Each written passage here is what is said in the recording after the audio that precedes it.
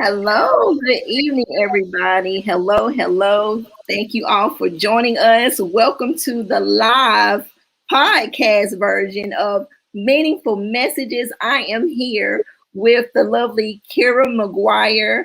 And for those who do not know who she is, let me, guys, give you a brief introduction of Miss Kira. Just a little bit of background, guys. First of all, I need you guys to share, swipe, and invite and engage. This is a conversation that we're having live because we need to talk about mental health and the importance of mental health. So, Miss Kira Mcguire, we go back. We have been in different places of worship. Shout out to Pastor Scott over in Lifehouse Church. And shout out to Dr. Faith over at Legacy Center. Hello, you all. And I hope you guys are being safe out there in these COVID streets, in this COVID world. And life as we know it has changed. It has changed so much. And our mental capacities, and I was speaking with Kira about, something that was going on with me, it can be impacted in ways that we're not aware of. And before we even get into that, I just want to give you guys just a brief introduction. Kira, first of all, she is multi-talented. Her and her sister can sing, you guys. Not sing, okay? And she's a licensed social worker. She's an entrepreneur. And she has over 3 years of clinical work experience, you all. And it does include working with inpatient, outpatient mental health, at mental health facilities and developing psychosocial, that's a loaded word, emotional programs for schools and nonprofit organizations. Background from her, she has her bachelor's of social work from UNC Greensboro, and also she went to Central, she got her master's from Central, and she is the owner of Soul Restoration Counseling Services. And so she does telepsychotherapy service to providers in North Carolina, to adults. And so tell us a little bit about how you do your therapy, especially in the COVID world that we're living in. Oh, yeah. So typically, well, first I'll say this first. Just starting the practice was something that God had given me. And so I had a series of dreams that I was going to have a baby. I'm like, okay, Lord, what does this mean? And the baby was definitely the business. And so he was prepping me even before the pandemic hit, that this was something that he wanted me to birth. And so I've always paid attention to just kind of like trends and seeing how the world changed. And so I was curious even before the pandemic about how could I, take what I do as a therapist and tie it into this realm where I'm connected via video, internet, and things of that matter. And so I created my practice to be a primarily teletherapy practice. And so I see all of my clients online, and I see adults across North Carolina. It's really easy and simple. I love what I do. I love the connections I have with different adults across the state. God definitely prepared me to get started. I jumped in right in February, and so everything from that date, from that time has been great, and God has been faithful and growing my practice, and I'm booked and busy. Most definitely. Booked and busy and blessed, honey, and that's good to take that leap. I remember, I think it was over in Lifehouse Church when you were just starting out with social work and everything, and now, listen, I'm right behind you taking that leap in entrepreneurship. And even with that, it can take a toll on you mentally. And then when you add kids and other responsibilities, so we have to have these outlets. And then, a lot of us, we know church, but we don't know therapy, or we heard of therapy and we think we're of electroshock therapy. We have all these things when it comes to therapy.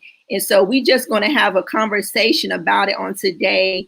And when it comes to church, when it comes to relationships, when it comes to just taking off these stigmas, because there are so many of them. And I remember a church leader saying that, you know, I would never tell anybody that I'm going to a therapist, as if that was wrong. And God cares about every detail of our life, including our mental health. Oh, yeah. So that's what we're on here today to talk about. And so, Kira, I'm going to go ahead and show that video to everybody. And so we're going to just do a little quick commercial break, and we're going to hop right on into this conversation. Is that our broken hearts are a vulnerability. They're a crack in our armor. And Satan is able to use them to steal the word. And so you come as wayside soil, bearing those difficult emotions of sadness. And the word falls and you want to catch it, but that emotion overwhelms it and it's gone. As a professional, I would say your mental health is suffering. Depression has set in and you're suffering and it's affecting your spirit. This is why it's not just critical for the church to talk about mental health as some kind of community service. Our spiritual health is dependent upon our emotional health. Our emotional health influences our spirit, and our spiritual health influences our emotions. So if we keep skipping over our emotions, it's going to undermine our spiritual health. Then when we're ready to stand up and walk out our purpose or what God has called us to do, we don't have the strength because emotionally we're not well. And so if you don't want to take care of your emotional health for yourself, if you won't do it for your family, if you won't do it for your loved ones, if you won't do it for your pastor and his wife, do it for the Lord so that you can walk it out, his purpose in your life. Critical. All right, I'm going to keep going because I know I got to hurry up. And I'm only on my first ground. I'm a wayside still. So verse 4 said, Psalm 102, verse 4, my heart is smitten and withered like grass, so that I forget to eat my bread. Anybody ever been so down you couldn't even eat? It's right here. By reason of the voice of my groaning, my bones cleave to my skin. This is such a depressed state, so sad that this person is losing weight from not eating. My bones cleave to my skin. And then the birds come in. I am like a pelican of the wilderness. I am like an owl of the desert. I watch and I am as a sparrow alone. Birds, emotion. Pelicans don't belong in the wilderness. They belong by water. Owls don't live in the desert. They live in trees, healthy tree spaces. The sparrow's not supposed to be all alone. And so this person is saying my emotions, the joy, the positive feelings I should be having, they're not here. I have nothing. So we have to pay attention to our wayside soil. You have to address sadness. I want to give you a few other words to help recognize sadness in your life. There are 3 primary negative emotions that human beings experience: sadness, anger, and fear. But right now, we're on wayside soil, sadness. So some of you are thinking, well, I'm not sad, but I want to give you some other words that are related to sadness in case you can then recognize sadness in your life, because we have very limited emotional vocabularies. Again, our culture doesn't encourage us to be emotionally expressive, so it doesn't teach us how to talk about them. So if I ask you how you feel, you'll be like, I'm good, meh, I'm in my feelings a little bit today. What feeling? Which feeling? I'm feeling some kind of way. What kind of way? I need you to give me a word, but we don't have them. I'm mad. Oh, I'm tired. We don't have the words. When you have the words, you can better articulate how you feel. You can then bring that to the altar better. You can go to the therapy office and say it. We want you to be able to articulate. So here are some other words besides sadness that are also versions of sadness. Suffering. Anybody can then say, I'm suffering. I'm disappointed. Disappointment. That's a killer. When you have an appointment from God, the enemy will try to disappoint you. Disappointment pulls us right off purpose. I feel shamed. I'm ashamed. Shame is a form of sadness. Some of you are carrying shame from things that you have been through in your life, from abusive situations, from a parent who left you and didn't love you, and that made you feel embarrassed, like, why would they leave me? And it leaves you with a sense of being shamed. I'm neglected. I'm in despair. Agony. Jesus was in agony in the garden. Agony is a form of sadness. Hurt. I'm sorrowful. I'm dismayed. I have regret. I feel guilty. I feel lonely. I'm grieving. I'm powerless. All of these words are related to sadness. Sadness is the umbrella, but all those words fall underneath. So maybe if you're not sad, you just heard a word that does feel like where you are. And if that's the case, you may be by the wayside right now, but we're not going to leave you there. And we're not going to leave you there either. Okay. This is why we are doing this podcast, because, you know, there's so much shame. For those who do not know, like my background, I've dealt with domestic violence. And so that triggered, you know, depression. And I didn't realize that you can have PTSD.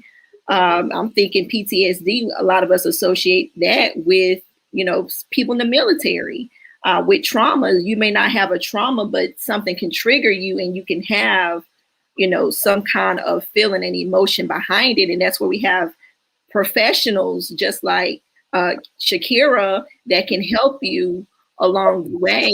And something that really stood out with what Dr. Anita Phillips said was, you know, we're not allowed to be expressive as African Americans, as people in the church. We know how to do church, we know the operating, but a lot of people are crying. Yeah. So, like, how do we unpack the Bible as it relates to our mental health?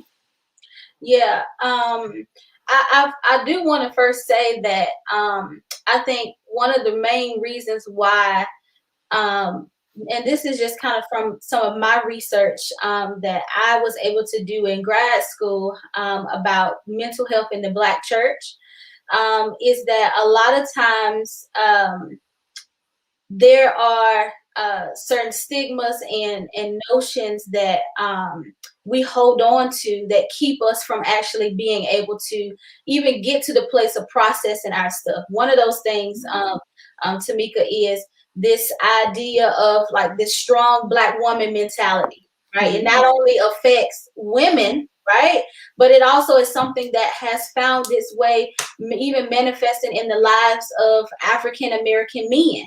And so, you know, we hold on to this notion that we gotta, you know, that strong Black woman mentality or concept is oh, you know, you gotta push past it, you know, pray about it, talk about it. We even now have developed it's over spiritualized, where we are taking, you know, stuff that is just kind of natural and emotional and making it, oh, it's the devil, that's demonic, you know, you just need to give it to Jesus. You don't need to talk to nobody.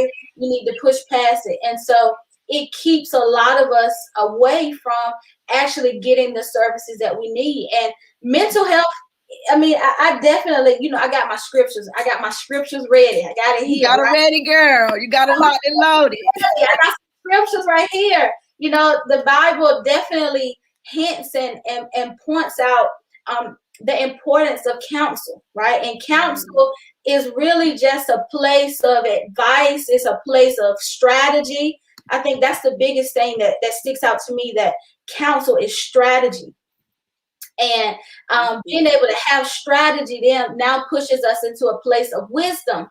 And so a lot of us are carrying stuff that we don't even know that we're carrying, or we're not even trying to work through it.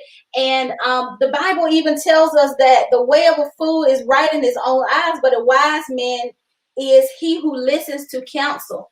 And so finding a therapist, I'm sorry about my camera messing up a little bit. We can hear you. But I finding a counselor, getting connected with someone who can help you, give you some strategy to what's going on, is now going to put you in a place of wisdom so that you can fight these things even spiritually that you may be dealing with. So, and that's good. And a lot of people don't realize the accessibility. And I was blessed to be able to have a company that I was working for at the time that provided EAP. And what that means is for those who don't know, that's the employee assistance program where they'll pay for you to go to counseling. They know the job is stressful. They know they're stressing you out. Yep. And not only help you have like 5 or 6 sessions. Yeah, I had 5 sessions, and it'll help your kids too, your dependents as well, your spouse. Yeah. And so when it comes to the mind, it's like we, like you were saying, we talk about, the devil did this. And so a lot of the times it's a cop-out because we're not taking accountability. We take accountability as if it's a cuss word. We run away from it. And sometimes we have made some bad decisions, and those bad decisions, it can linger on if we don't deal with them the right way. And we're adults dealing with stuff and traumas and past hurts and not knowing how to communicate. And then we have these cycles and we want to pray stuff off. And stuff can be demonic as well. But I think that by God giving us strategies in the Bible, and just like Kira was saying, counsel is strategy. We can have those deliverance ministries, and we can also, because it is a process, just like the story of the lepers, as they went, they were cleansed. As we go through the process in this journey of life, because we're human beings living in a spiritual experience. Why do you think that it's such a disconnect when it comes to that? That's a good question. You mean as far as a disconnect between people understanding the connection between therapy and deliverance, or in what way? I mean, because that is loaded, but the disconnect when it comes to therapy and what's in the Bible and connecting the two, like God, like he overlooks that or something in some cases for some people. I don't know.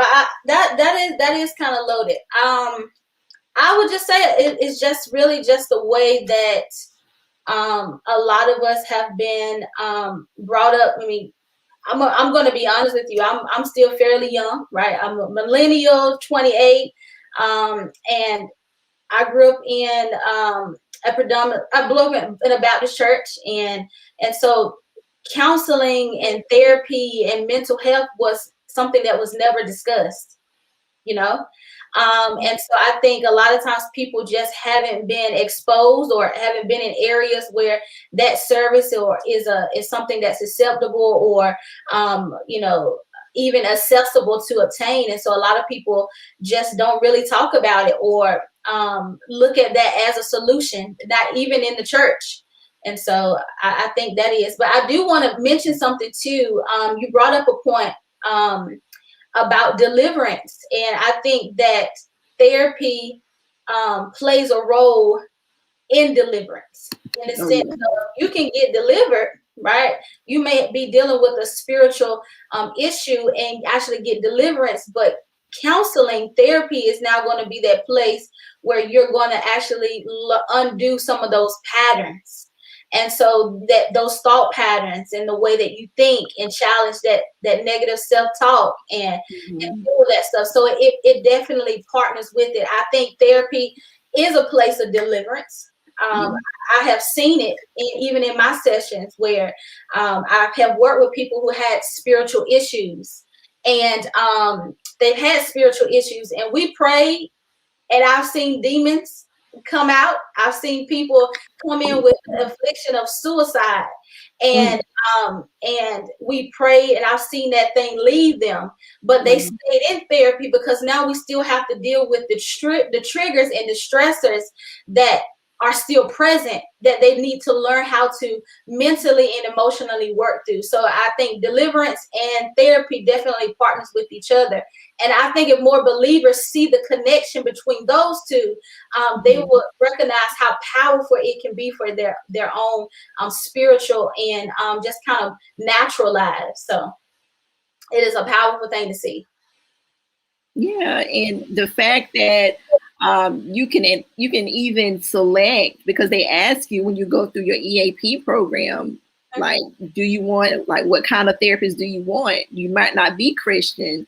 And I knew what I wanted. I wanted an African American Christian therapist, because I know, the spiritual thing. You talk about deliverance and, being, I grew up Baptist too. And that's just something that we knew that therapy was there, but we thought, when I associated therapy, I'm thinking of people in a mental ward. I'm not thinking on the level of, okay, that, there are emotional traumas, there's things going on. And a lot of the conversations are not had because their, parents are just doing their best.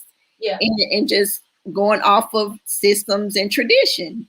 That happens a lot. And so I know when I was in high school and I took a psychology class, we did a field trip to a mental hospital, and it opened my eyes, because I'm like, okay, these are people that look like me.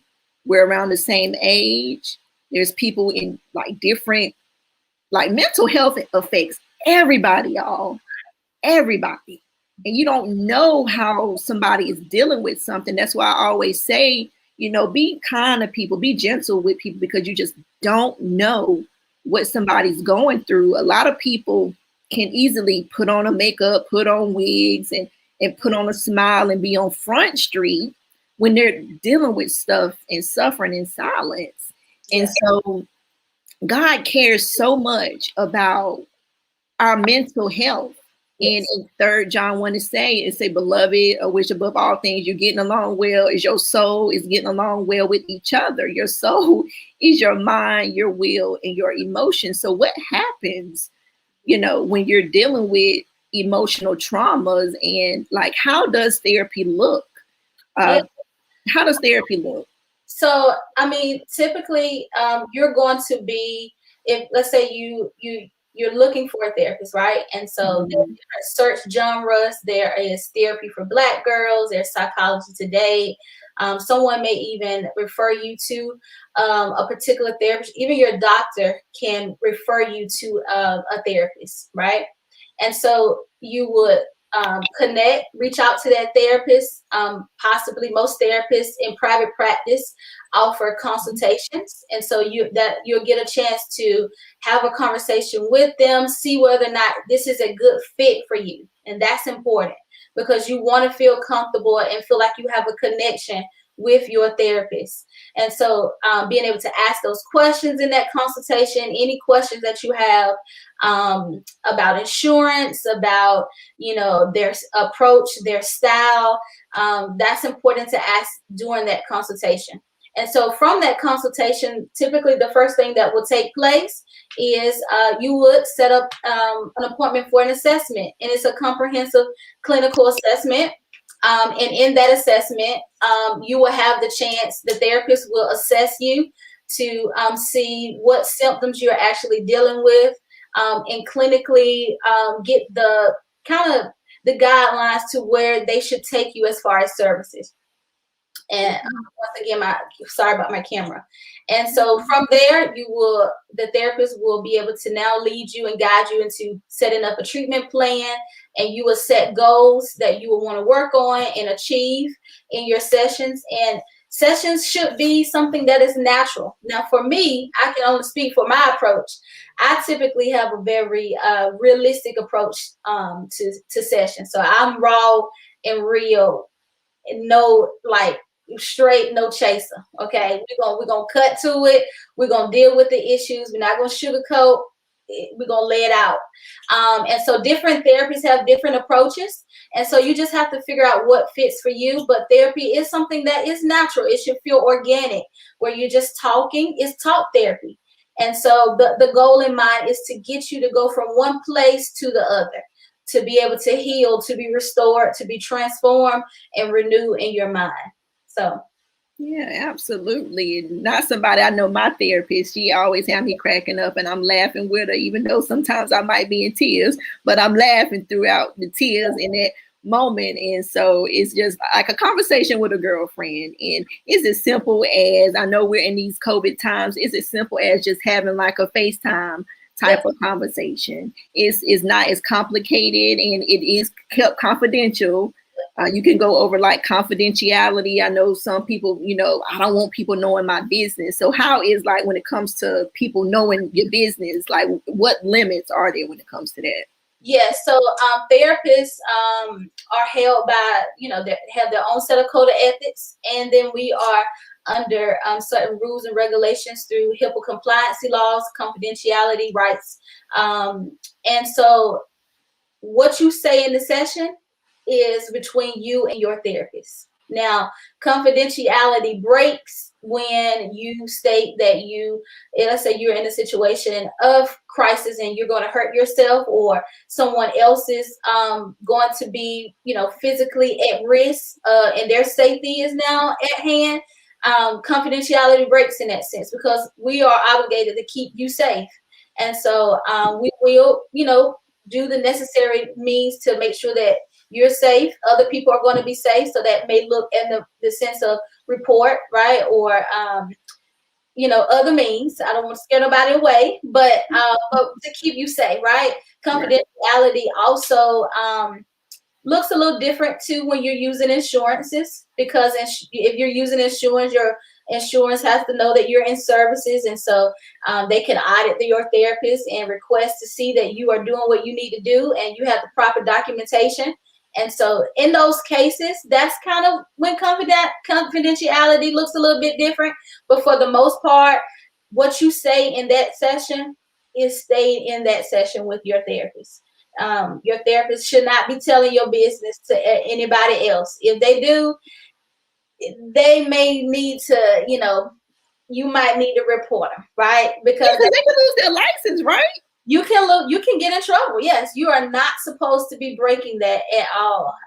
Telling anybody's business to your friends, even when it comes to like peer, you know, from therapist to another therapist, we are still called to maintain confidentiality of our clients. We can consult about our cases, but the confidentiality of you know, that client's personal information is still to be honored. So for the most part, therapy is a safe space for you to be able to talk about your issues and really put those things out on the table and deal with it.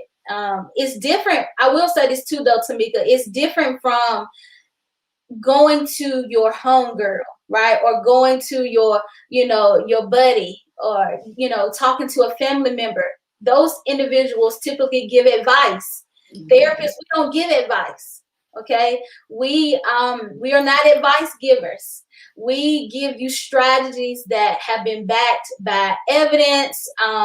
We are, you know, using clinical evidence-based practices that have been proven to be effective for individuals when it comes to dealing with a variety of, you know, mental health issues. And so we're not going to give you advice. You can get that anywhere. And most of the advice is like, it's some biases in that, right? So therapists come with a whole nother approach. We have a whole nother perspective on your issues. And so we are to give you tools and strategies so that you can walk it out, but we are partnering with you to see you kind of do that. So it's very different from going to a friend or family who's, you know, going to give you some advice. So that's different.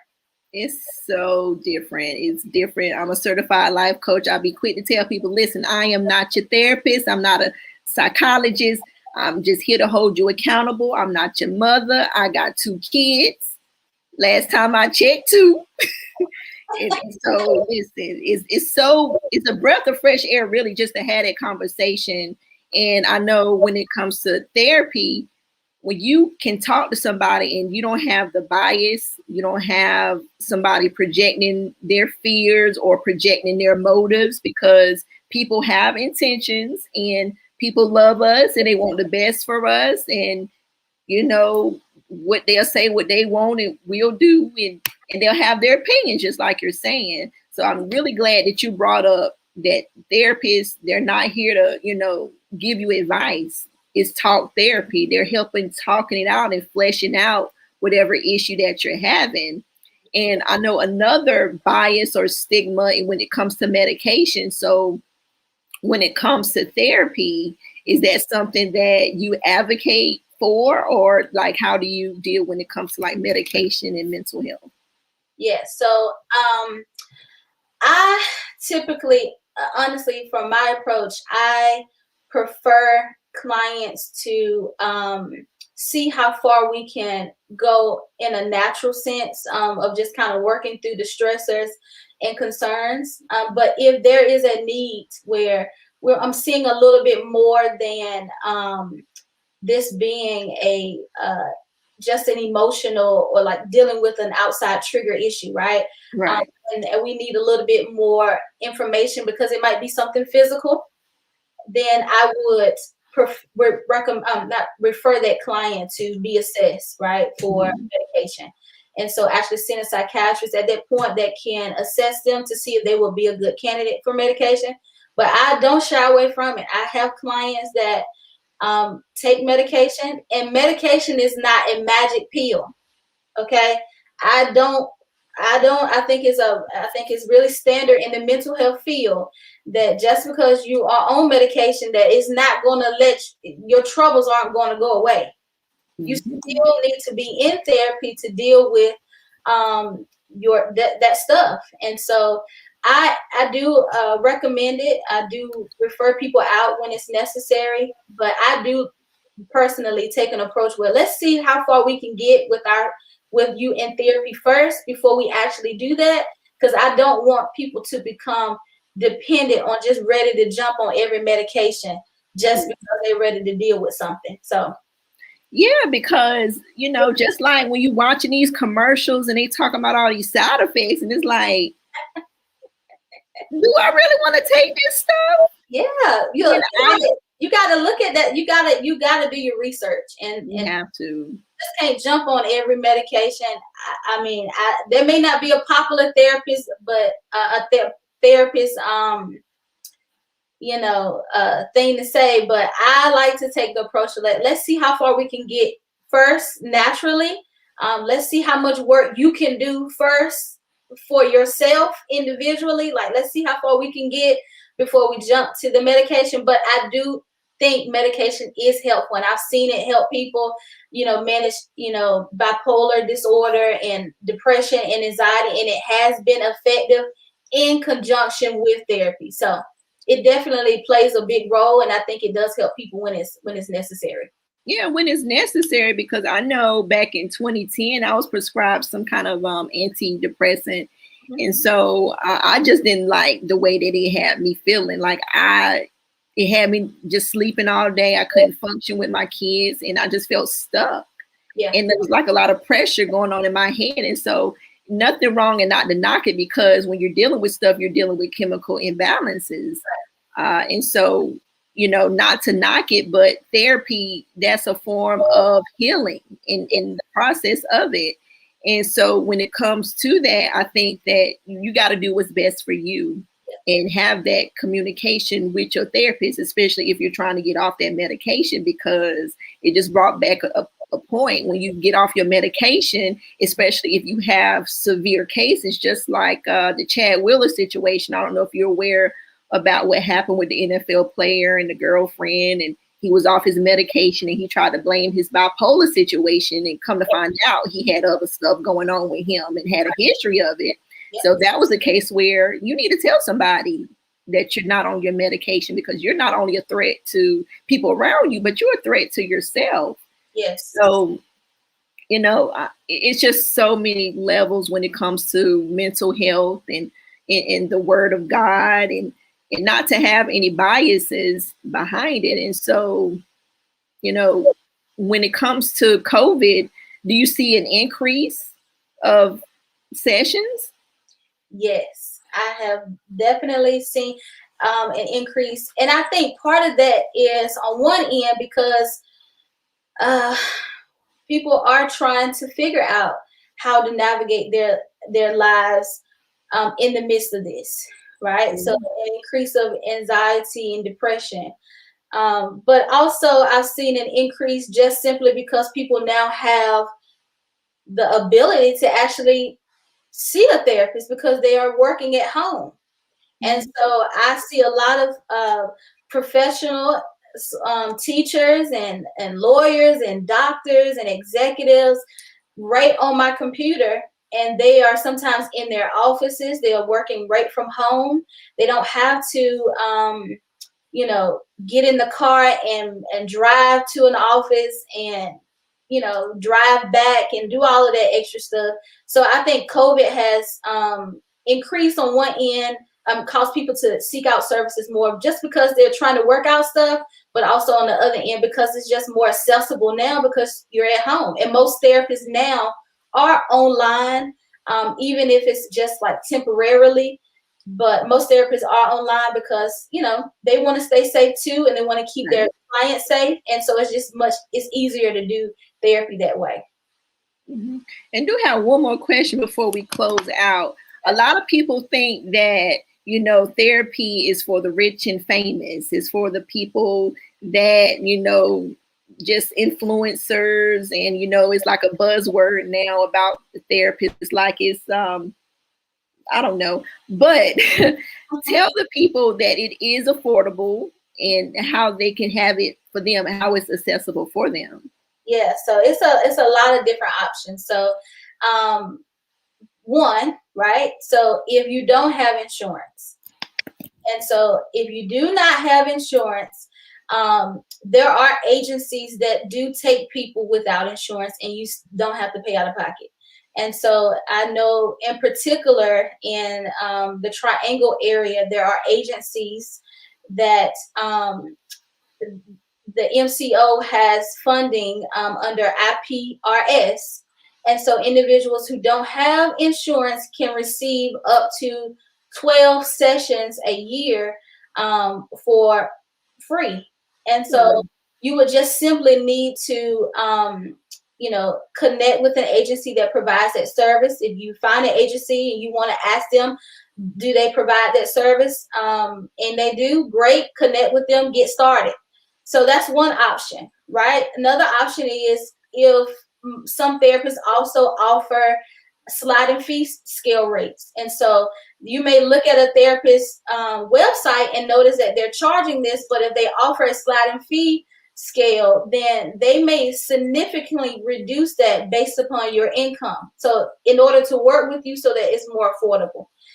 That is a service even I offer, but most therapists offer that as well. And then, of course, if you're not just quite ready to enter into,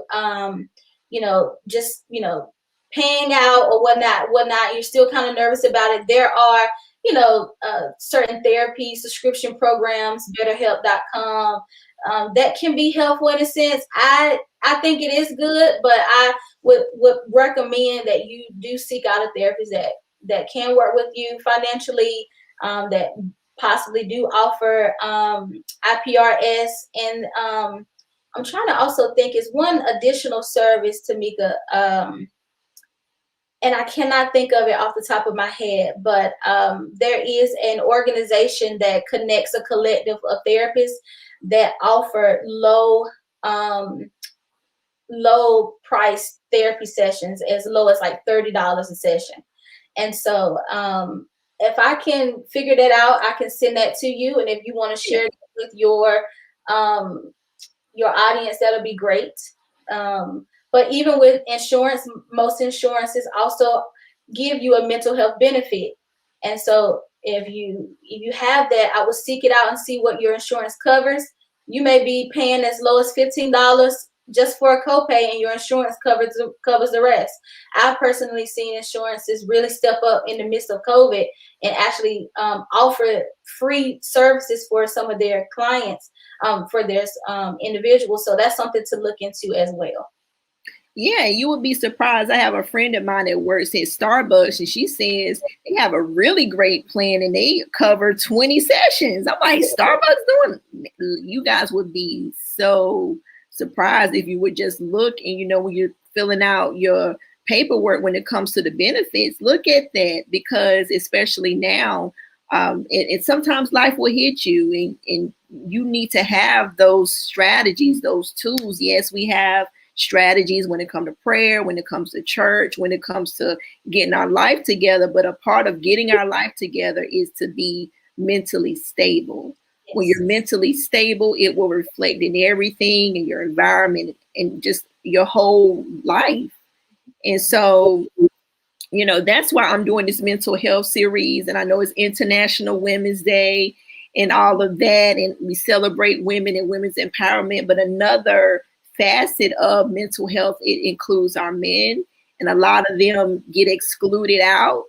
And I do want to ask you before we hop off, when it comes to men and their stigmas and their biases and them not opening up, like, what is your approach when it comes to men seeking therapy?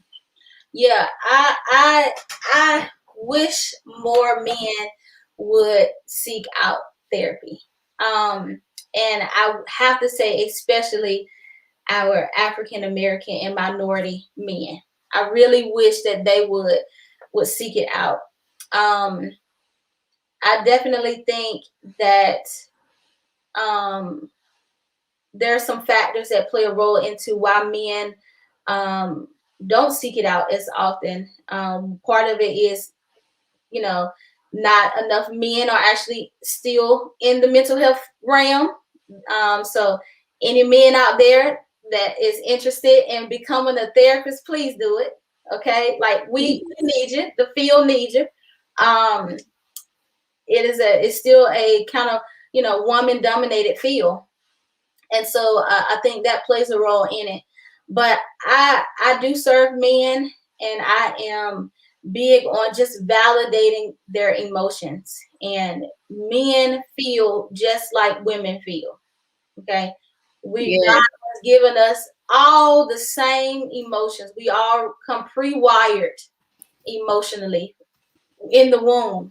Okay, God has wired us to be emotional, and so men feel as well. And so for me and my approach, I just like to really just validate them and make them feel like they are heard and they are respected, and that it's okay to cry, it's okay to be happy, and it's okay to fear, and it's also okay to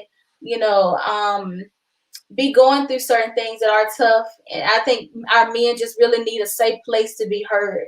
And so therapy is definitely a great place for them to get that. So I hope that answered your question. That is a really big area for me. And I just wish it was more men therapists as well. I just really wish it was more men therapists. Yeah, and that's definitely a topic that I'm going to discuss in the series, because I know with my boys, it's like, it's okay to cry. I'm not going to tell you not to cry or man up. That's a beautiful thing when a man can cry and to be open with you. And women, we can't emasculate the men either if they are sharing their emotions with you and talk down to them and be verbally abusive to them as well. I think it's so important, to build families up, and a part of the family is a man. A lot of us are dealing with single parent households or grew up in one because of a lack of a man. And so we need to know how to communicate better so we can have relationships that last longer. We can have marriages that last longer, so we can know what a healthy relationship looks like. Yes. And so it's just so much to uncover. And, my final thoughts, if I can say it in a minute, is just listen, therapy is okay to talk to a therapist. I always say it jokingly, but I'm so serious. You can love Jesus, and you can see a therapist too. Yes, you can. You can. It's nothing wrong with that. I don't care what your mama, your daddy, your best friend, I don't care what anybody, your bae, even your bae, what they got to say about it. And so a lot of people can project their fear or their stigmas just because they don't know. People perish because of a lack of knowledge, and they just don't know. So this is why this has been like heavy on my heart to just talk about mental therapy. And the whole Meghan Markle. Did you watch that interview? I saw some clips of it, but I definitely can see how those pressures caused her to be in that place, right, of suicide. And yeah, it's real. Mental health is real, and it affects everybody. We all have a mental health that we have to uphold and work through. And so, you know, yeah, it is a real thing. And I'm glad you, Tamika, I will say that I appreciate you like bringing this to your platform and doing this, because this is a needed conversation to continue to have. So I just really appreciate you, you know, being willing to talk about this, doing a whole series on it. I'm excited to listen in to some of the other guests that you're bringing, but definitely necessary to, you know, to have conversations. Thank you so much, because it is very necessary, and we can have so many conversations about these celebrities and what they're doing and who they doing it with, and just to see, you know, Meghan Markle, and to know, you know, because, you know, I've had those thoughts, to be honest with you, and to know that for her to deal with all those situations, and it's relatable. Yeah. Me talking to it, us talking about it, it's relatable. A lot of mental health professionals, they seek therapy too, because they are listening to so much trauma and issues themselves. And it is a lot. Yes. It's a lot to deal with. And it can, because we're human, we can have these emotions. We may not can show them when we have our client sessions, even as a certified life coach. After I click in, I could be sitting in my laptop in tears. Yeah. For something I've heard. It's real, guys. It's so real. And so we're going to continue on this conversation on Mondays. It's going to be up until mid-April.